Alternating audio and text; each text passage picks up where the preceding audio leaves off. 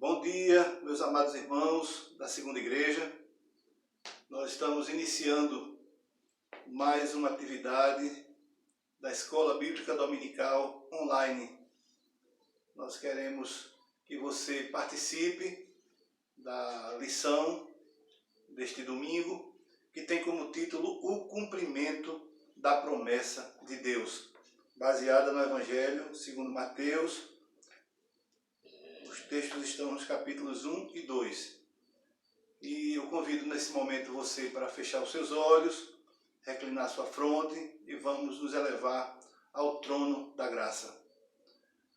Misericordioso Deus, nosso Senhor, nesta manhã de domingo, nós humildemente te suplicamos, Senhor, as tuas misericórdias e que o teu Espírito Santo Divino fale à nossa mente, ao nosso coração, que possamos aprender a tua palavra e principalmente que possamos aplicar os ensinamentos do teu santo evangelho em nossas vidas.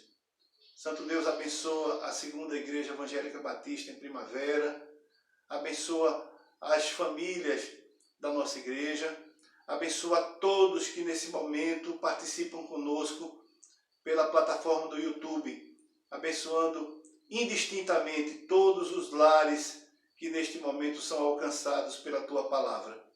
Abençoa-nos, perdoa as nossas faltas e que, mais uma vez, te pedimos que este estudo seja grande bênção em nossas vidas. Pois em nome de Jesus nós te oramos. Amém. Bom dia, irmãos. Estamos mais uma vez aqui estudando a palavra do Senhor na revista Compromisso. Agora, Mateus. Nós vamos começar a lição 1 da revista, que se encontra na página 11. Como o pastor falou, o cumprimento da promessa de Deus. Nesse período de estudos, vamos caminhar pelo Evangelho de Mateus, que é chamado o Evangelho do Reino. Convido cada leitor a ler a Bíblia e, além dos comentários desse estudo, também anotar as lições que o Espírito Santo colocar em seu coração com cada conhecimento e palavra no grande Mestre Jesus. O Evangelho de Mateus, Marcos e Lucas são conhecidos como evangelhos sinóticos, uma palavra grega que significa ver conjuntamente. Repare que os três descrevem muitos dos mesmos acontecimentos, mas cada um com seu jeito de fazer a narrativa. Marcos é considerado pelos estudiosos como o primeiro a ser escrito. Mateus era um publicano, coletor de impostos do povo hebreu durante a dominação romana e entendia bem de contas. Os publicanos tinham fama de serem corruptos, cobrando muito das pessoas para ficarem com o lucro. Duas parábolas em Mateus estão ligadas a transações monetárias. A do credor incompassivo, que devia 10.000 talentos, e a dos trabalhadores contratados por 1 denário ao dia. Mateus 18, de 23 a 35 e de Mateus 20, 1 a 16. Mateus foi uma pessoa com bom conhecimento e que narrou especialmente para os judeus a chegada do reino de Deus com detalhes para melhor compreensão. Começa com a genealogia, fato que era fundamental nesta cultura. Repare que Marcos e Lucas já iniciam diretamente com as narrativas dirigidas aos gentios. O Evangelho de Mateus ajudou a igreja inicialmente e até hoje defende suas crenças contra os ataques dos oponentes e do paganismo. A sua forma de narrar os acontecimentos numa sequência clara e objetiva ajuda a compreender de todo o plano de Deus para a humanidade. Mostra claramente que Jesus é o Messias e a profecia judaica narrada no Antigo Testamento foi cumprida em Jesus, é apresentado como reino messiânico, filho da casa real de Davi, o leão da tribo de Judá. Marcos só se refere uma vez ao termo filho de Davi, mas em Mateus aparece 12 vezes. Muito bem, meus irmãos, nós tivemos, na verdade, 2 aulas introdutórias ao Evangelho segundo Mateus. A primeira delas, nós não usamos a revista. Nós fizemos uma grande introdução histórica sobre o Evangelho de Mateus, sobre a autoria, sobre o destino desse Evangelho, desse documento bíblico. Nós vimos sobre algumas peculiaridades do Evangelho segundo Mateus e na semana passada nós já colocamos alguns artigos introdutórios da própria revista. Mas é importante percebermos que o Evangelho segundo Mateus, ele começa narrando uma genealogia. O que é genealogia? Ele começa a citar por ordem as descendências desde Adão até Jesus Cristo. Ele faz isso com muita maestria e diferencia-se dos outros 2 evangelhos. Foi falado agora há pouco que o Evangelho de Mateus, ele é um dos 3 evangelhos sinóticos. Evangelho de Mateus, Marcos e Lucas. São conhecidos e são considerados pelos estudantes da Palavra de Deus, da Bíblia, como sendo evangelhos sinóticos, que significam que eles têm um grande material que eles utilizam entre si. São materiais que eles usam uns dos outros. O Evangelho de Marcos, o Evangelho de Mateus, o Evangelho de Lucas, eles usam os mesmos acontecimentos, não todos, né? Existe material que são particulares de cada um dos evangelhos, mas eles enfocam uma grande quantidade de coisas em comum, os mesmos acontecimentos, e todos eles têm eles usam informações dos outros e eles têm a sua própria contribuição. Então isso é muito bacana, muito importante a gente entender o que é que significam os evangelhos sinóticos. São os evangelhos que usam grande parte dos materiais sobre a vida de Jesus e cada um dá o seu enfoque diferente. O Evangelho de João já é um evangelho que diferencia-se. Ele usa materiais em comum, mas poucos.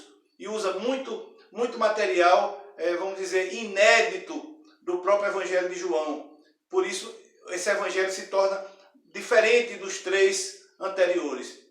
Já falamos que o Evangelho de Marcos é considerado como tendo sido o primeiro escrito. Apesar do Evangelho de Mateus, na nossa sequência bíblica de estudo e de catálogo, o Evangelho de Mateus esteja no início. Mas, na verdade, os evangelhos foram escritos na ordem de Marcos, provavelmente depois Mateus e Lucas. Mas são evangelhos maravilhosos. O Evangelho segundo Mateus, ele começa, como eu estava falando, com a questão da genealogia. Lembram que eu falei que o Evangelho de Mateus, ele tem a preocupação de evangelizar primeiramente os judeus. Então ele usa expressões em hebraico, eles usam situações que lembram o povo de Israel, as suas raízes religiosas e históricas de fé. Então o Evangelho de Mateus, ele tem essa particularidade de ter uma preocupação maior, mais centrada nos judeus. É importante dizer que havia então já uma dispersão do povo judeu. Isso chamava-se diáspora, e também vocês se lembrem que havia já uma perseguição de Roma aos judeus e que estava descentralizando a igreja judaica em Jerusalém, que era o centro religioso do judaísmo. Então, muitos judeus estavam dispersos, fugitivos, e aí o Evangelho de Mateus tem essa preocupação de falar e de evangelizar o povo judeu. Também um problema que passava esse período é que havia a crença dos próprios judeus sobre Jesus, chamada de ebionismo, que retirava de Jesus os elementos espirituais. Jesus era um judeu, era um homem, e tudo que ele fez como um homem. E aí o Evangelho de Mateus, ele tem a preocupação de mostrar que não, que Jesus é o filho de Davi, que Jesus é o prometido de Deus, que Jesus é o Messias, é aquele a quem os judeus esperavam. E isso o Evangelho de Mateus vai construindo essa pregação, a pregação do reino, mas a pregação do Messias. E ele começa falando da genealogia, que é exatamente a ordem de descendência, algo que era muito importante, sempre foi, até hoje é, para os judeus. E na época de Jesus, o sobrenome dos judeus era o nome do pai. Então, por exemplo, o nome de Jesus em hebraico, Yehoshua ben Yosef, Jesus, filho de José. Então assim acontecia, com esse nome Ben era filho e o nome do pai vinha em seguida. Então nós tínhamos o nome próprio e o sobrenome, que era o nome do pai. Então nós temos muitos personagens do Novo Testamento que começam com a palavra Ben, Benjamim, filho de Jamim, ou Bartimeu. Porque Bar era a expressão filho já no aramaico. Então a gente vai encontrar o Evangelho de Mateus muito preocupado com a questão da genealogia, mostrando para os judeus que Jesus veio da descendência de Davi, da descendência real do rei Davi. E que até as profecias sobre Jesus, acerca do seu nascimento, da simplicidade do seu nascimento, isso era algo que estava dentro das profecias. Mais uma coisa importante salientar é que Jesus preenchia todos os requisitos que os judeus esperavam para o Messias, e o Evangelho de Mateus ele tem essa preocupação a todo tempo de construir que Jesus é o prometido de Deus. Uma questãozinha na genealogia que muitos dizem, mas Jesus aparece como filho de José, e Jesus na verdade foi o filho unigênito de Deus. Jesus não seria o filho de José, mas do ponto de vista social, Jesus foi registrado como filho de José. Sendo assim, ele estava patenteado dentro da linhagem de Davi. Uma questão em relação a isso que o pastor falou é que Jesus seria o primogênito de José, o primeiro filho e o unigênito de Deus, não é isso, pastor? Nós vamos encontrar no primeiro capítulo de Mateus a expressão e que José não a conheceu enquanto não deu à luz ao seu filho, o primogênito. Então, o que é que significa primogênito? É aquele que foi primeiro gerado. Então, no capítulo 1 de Mateus, nós encontramos já uma colocação clássica, uma verdade evangélica para todos nós. É que Maria concebeu virgem e que José, o seu esposo, não a conheceu. Conheceu como? Conheceu maritalmente.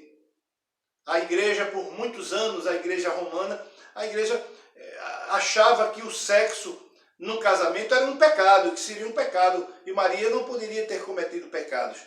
Mas isso aí já é uma outra questão. A grande verdade é que Maria, segundo o apóstolo Lucas, no seu evangelho, Maria chegou a dizer, minha alma engrandece ao Senhor e meu espírito se alegrou em Deus, meu Salvador, porque contemplou na baixeza ou na humildade da sua serva. Na verdade, Maria precisou da salvação de Deus, assim como todos os homens. Porque, como o próprio Lucas diz, pois em nenhum outro há salvação.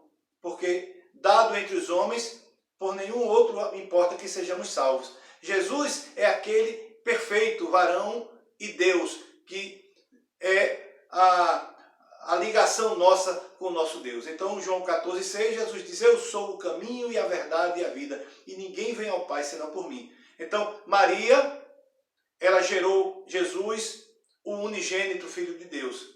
mas que Jesus tornou-se o primogênito de Maria, porque a partir do momento que Jesus nasceu, segundo a própria Bíblia, Jesus teve irmãos e irmãs. Na página 12, nós vamos ter como título a genealogia de Jesus, Mateus 1, versículos de 1 ao 17. Mateus começa o texto citando citando Gênesis 12, 3, mostrando que Jesus Cristo era o legítimo herdeiro do trono de Davi e o cumprimento das profecias messiânicas. Para o judeu, saber de sua antecedência e descendência era algo fundamental, uma prova de que podiam receber a herança deixada. Mateus começa com Adão e termina com Jesus. Lucas começa com Jesus e termina em Adão. Cada um com seu jeito de narrar. Note que o texto está ordenado cuidadosamente. Está dividido em 3 seções, desde Abraão até Jesus. Os versículos 2, 6 vão de Abraão até o rei Davi. Dos versículos 6, 11 de Davi ao exílio na Babilônia. E os versículos 12 a 16 da Babilônia a José, esposo de Maria, destacando 14 gerações de cada vez. Este número 14 talvez seja simbólico, pois o 7 para o judeu é um número perfeito e 2 vezes 7 para confirmar. Outros colocam o nome Davi, cujas letras, valor numérico, assim DWD, é igual a 4 mais 6 mais 4, que é igual a 14. Nessa genealogia aparecem 5 mulheres com situações peculiares. A primeira é Tamar, a injustiçada.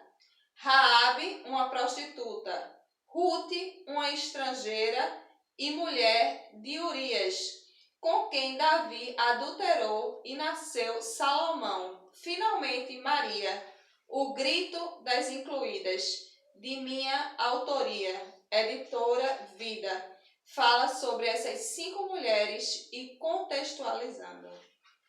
Muito bem, a gente tem um trabalho todo voltado para os simbolismos e para os valores judaicos.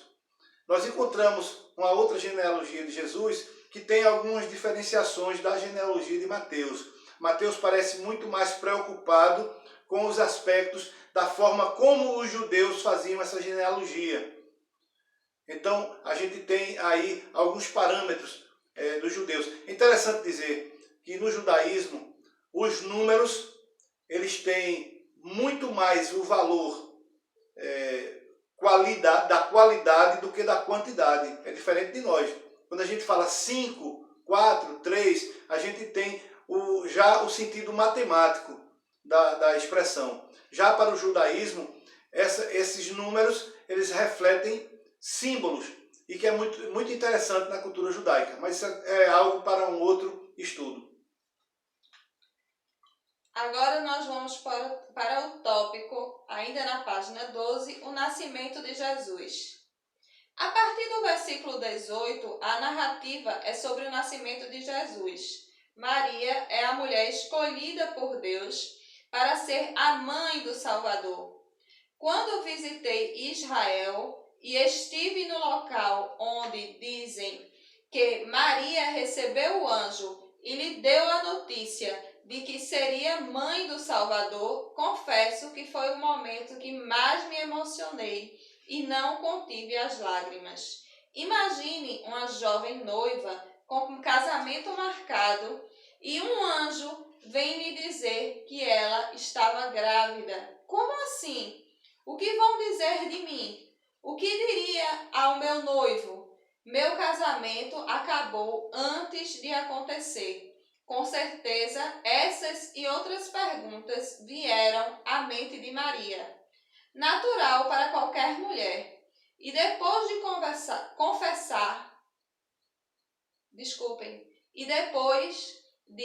conversar, e isso deve ser levado um bom tempo e entender a missão que lhe estava sendo confiada, ela aceitou o desafio, mesmo sabendo que seria atacada em sua moral. O que diriam os vizinhos quando a barriga começasse a crescer? O que diria ao noivo José? No entanto, o plano de Deus é perfeito. É um imperador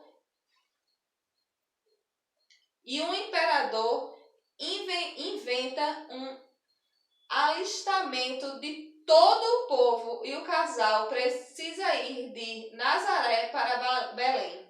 Além disso, o cumprimento da profecia de Israel. A história toda dirigida por Deus, que detalha os acontecimentos do século de antecedência. Nosso Deus é maravilhoso, pensa em todos os detalhes. A narrativa de Deus na Bíblia mostra que por uma mulher veio o pecado no mundo, Eva. Porém, uma mulher nasceu o Salvador, Maria. A primeira desobedeceu a ordem. A segunda aceitou o desafio. Outro fato importante para mim é a atitude de José. A relação dele como homem é natural. Quis deixá-la sem difamá-la, mas um anjo lhe apareceu e comunica que Maria não errou, mas emprestou seu útero para gerar o Salvador do mundo. Não havia nada de errado com ela. José é tão digno que não a tocou até que o menino nasceu. Daí o nascimento virginal de Jesus. Maria era virgem quando teve o menino.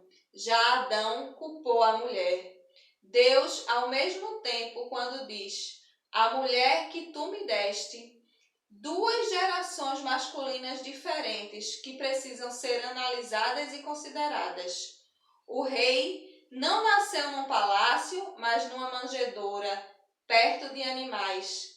A cidade de Belém já tinha sido profetizada por Miqueias 5:2, quando Herodes, o monarca, soube do nascimento de Jesus e que os magos iriam visitá-lo, tentou uma trama pedindo para que, quando voltasse, falasse com ele para dizer exatamente o endereço.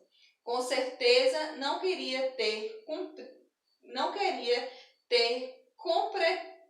competidor e um plano sinistro estaria fazendo. Mas, avisados por sonhos, os magos voltaram por outro caminho. Já pensou a raiva desse imperador quando descobre que os magos tomaram outro rumo de volta para casa? Furioso, Herodes declara a morte de todos os meninos de 2 anos para baixo. E claro, isso incluía Jesus. O seu plano arruinou muitas famílias que perderam seus bebês. Mas Jesus foi salvo pela obediência de José à orientação de Deus, que o avisa em sonho para pegar sua esposa Maria e o bebê nascido e fugir para o Egito. Assim, o menino é salvo, pois José estava atento às orientações divinas. Ficaram lá até a morte de Herodes. Algumas curiosidades sobre isso que eu quero trazer para os irmãos. Primeiramente, o casamento em Israel, naquele período, era feito em 2 partes. Ele tinha a primeira parte, eles se tornavam casados, porém eles passavam um período, como se fosse um período de festividade, né, que chamavam-se de esponsal.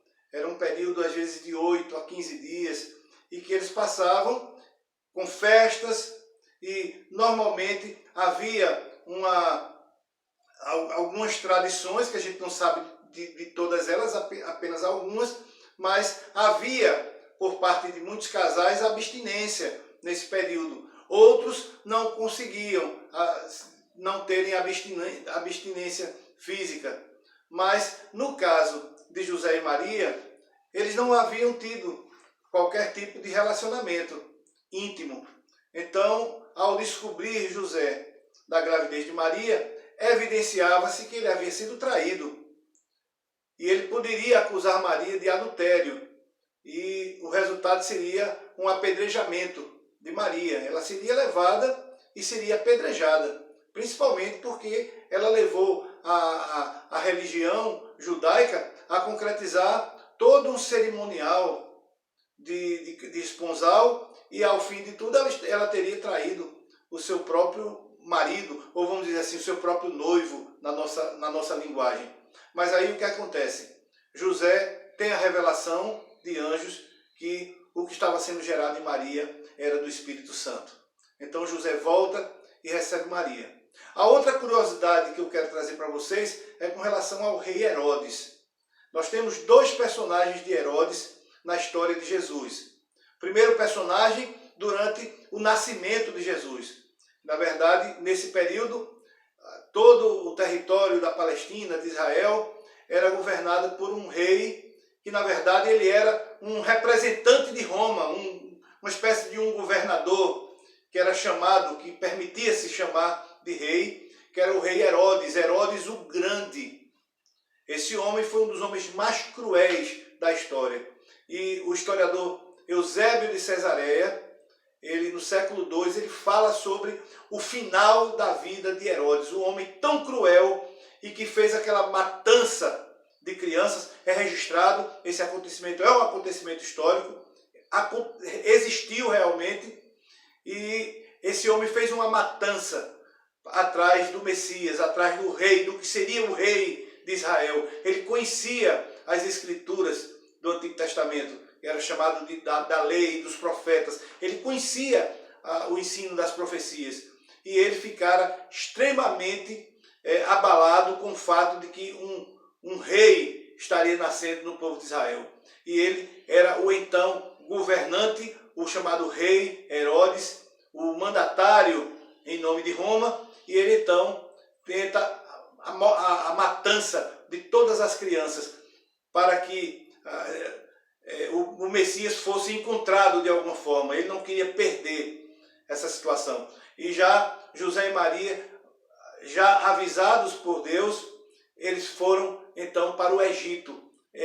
A ida de Jesus, ainda bebezinho, para o Egito para fugir da fúria do rei Herodes. O segundo Herodes do Novo Testamento é o filho de Herodes o Grande, que era chamado de Herodes Antipas.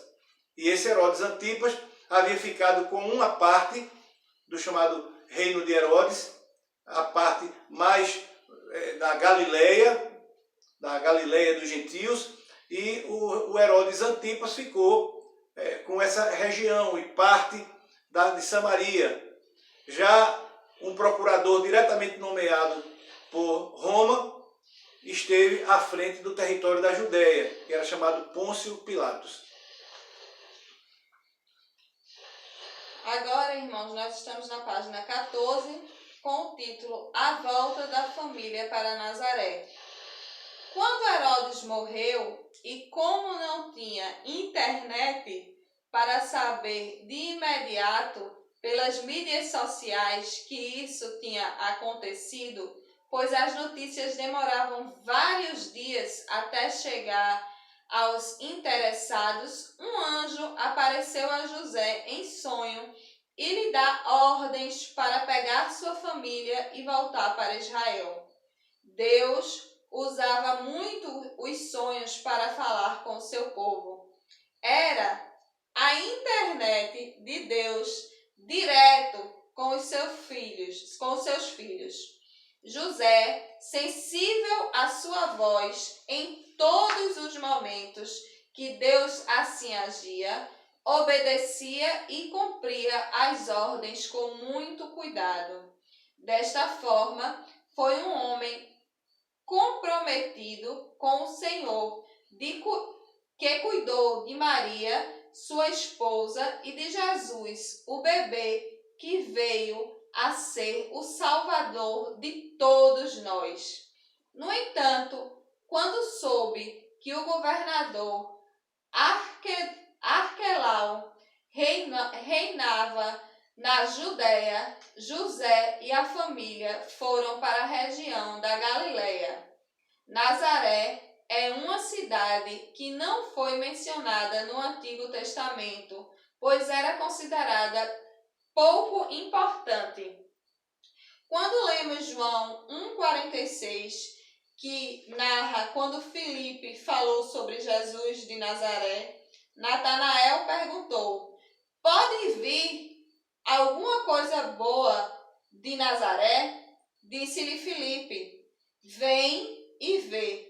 O preconceito com pessoas de determinadas cidades, regiões, já existia e continua, infelizmente, até hoje. No contexto histórico da época, Nazaré era uma cidade em que as pessoas tinham vergonha de dizer que tinham nascido lá. Mesmo assim, Deus encaminha a família para esse local onde Jesus passa a sua infância e adolescência. Ministério de Deus, porque não os colocou em cidade grande, com todo o conforto, assim teriam mais projeção na hora que começasse seu ministério? Foi para uma cidade desprezada, mas isso não prejudicou o ministério de Jesus. Ele cumpriu a missão que tinha aqui no mundo enquanto humano. Só uma observação que o rei Herodes, quando morreu, deixou 4 filhos à frente de territórios que compreendia o seu então reinado. A região da Judéia ficava um dos seus filhos chamado Arquelau, e houve muitas revoltas nesse período do povo de Israel, dos zelotas, e havia muita efervescência no centro religioso de Israel, que era em Jerusalém, e daí Roma destituiu Arquelau e mandou diretamente de lá um procurador romano chamado Pôncio Pilatos, como falei anteriormente, para ficar responsável pelo território da Judéia. Então, na época de Jesus, do seu julgamento, Pôncio Pilatos era o representante de Roma na região da Judéia, e o Herodes Antipas, filho de Herodes o Grande, era o representante na região da Galileia e Samaria. Conclusão. O nome Jesus significa Salvador. Vem do hebraico Josué, que significa Jeová é salvação. Mas Jesus, o filho de Maria, chamava-se Jesus Cristo. O termo Cristo quer dizer ungido, no hebraico e no grego, Messias. Portanto, Jesus é o nome humano, mas Cristo é o Messias, o ungido. O rei, nascido em Belém, era um homem judeu, mas também filho de Deus, o Rei dos Reis e o Senhor dos Senhores. Que lugar você dá a esse rei em sua vida? Como vê as atitudes de José como marido e pai? Como vê Maria como mulher e mãe do Salvador? O nome Jesus, originalmente no hebraico, Yehoshua, esse nome ele é o mesmo nome de Josué e de Oséias no Antigo Testamento. São aplicações diferentes das mesmas letras no hebraico. Josué, Jesus e Oséias. E Yehoshua é o nome originalmente hebraico de Jesus. Só que parece-me que Jesus era chamado de uma forma carinhosa, Yeshus, né? Essa forma carinhosa que Jesus era chamado, então transliterado para a nossa língua ficou Jesus, que significa em hebraico salvação ou salvador de Deus. Também quero dizer que apesar da revista chamar a palavra Jeová, essa palavra na verdade não existe. O nome de Deus no Antigo Testamento, Yahvé ou Yavá, seria o mais próximo. Não podia ser nem dito. Né? Não podia ser falado, por isso que a gente não sabe mais. Não tomarás o seu santo nome em vão. Então esse nome perdeu um pouco o valor fonético. Mas essa expressão Jeová já foi um apelido que criaram no século XIX, para início do século XX, sobre esse nome hebraico do Antigo Testamento. O nome Jesus significa salvação de Deus ou salvador de Deus. Já o termo Cristo, né, é um nome grego, Christos, grego, é Messias no hebraico, ou Meshiá, significa o ungido, aquele que é protegido por Deus, aquele que é coberto pelo manto de Deus. Né? Essa é a ideia. É o Messias, é o prometido, é o escolhido. E quando a gente fala em Jesus, a gente está lembrando do homem, do lado humano. E quando a gente fala Cristo, nós estamos lembrando da questão divina. Por isso que Pedro disse, Jesus perguntou, quem falam sobre o Filho do Homem? E Pedro disse, tu és o Cristo, o Filho do Deus vivo. Então, essa é a grande questão. Jesus, que no seu nome original era Jesus, filho de José, e Yoshua ben Yosef, Jesus é chamado de Meshiá no hebraico, Messias, ou o Cristo, que é no grego. Jesus, o Cristo, Jesus, o Messias, Jesus, o prometido de Deus, Jesus, o escolhido de Deus. Então, Jesus é nome próprio, Cristo é o título messiânico. Então, Jesus, o Cristo. E quando a gente chama Jesus Cristo, isso foi a igreja que passou a chamá-lo Jesus, o Cristo, ou Jesus Cristo.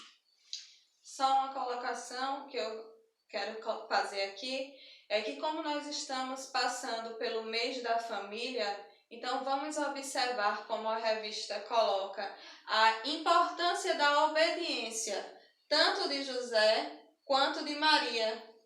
Eles foram obedientes a Deus, eles aceitaram